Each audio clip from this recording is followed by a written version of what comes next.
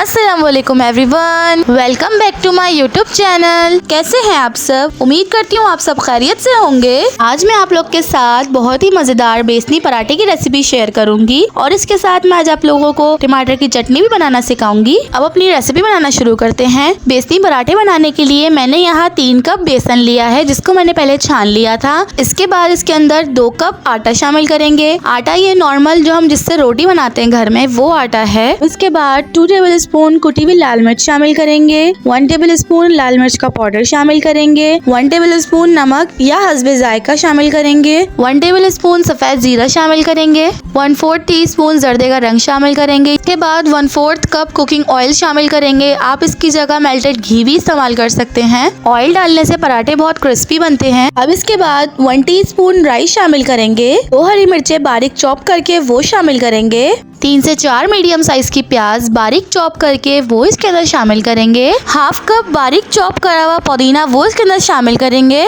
सभी चीजों को बहुत अच्छी तरीके से मिक्स कर लेंगे।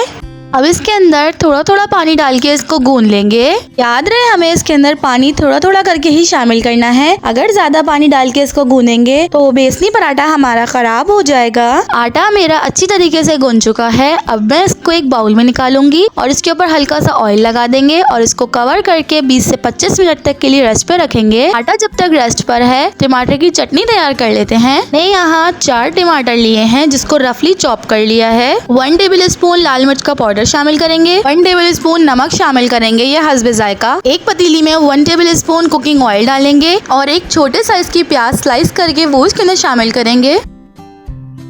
अब इसके बाद प्याज को हमें हल्का सा सौते करना है।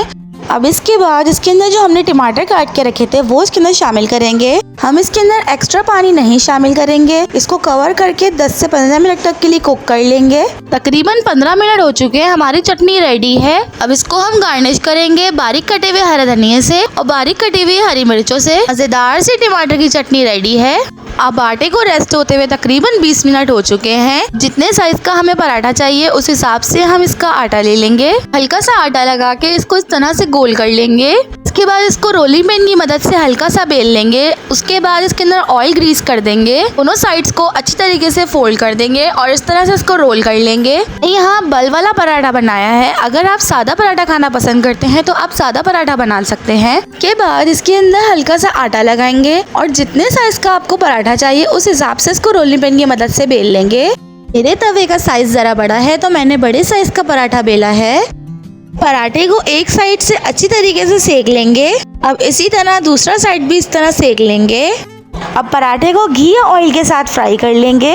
अब पराठे को हमें दोनों साइड से गोल्डन ब्राउन कलर आने तक फ्राई कर लेना है। पराठा बहुत अच्छी तरीके से फ्राई हो चुका है। इसको हम सर्व करेंगे। हमारा मजेदार सा बेसनी पराठा और टमाटर की चटनी रेडी है। तो ये थी आज की रेसिपी। आई होप आपको ये रेसिपी अच्छी लगी होगी। वीडियोस आपको पसंद आती है तो लाइक कमेंट शेयर सब्सक्राइब करना मत भूलिएगा। मिलते हैं नेक्स्ट वीडियो में इंशाल्लाह। अल्लाह हाफिज।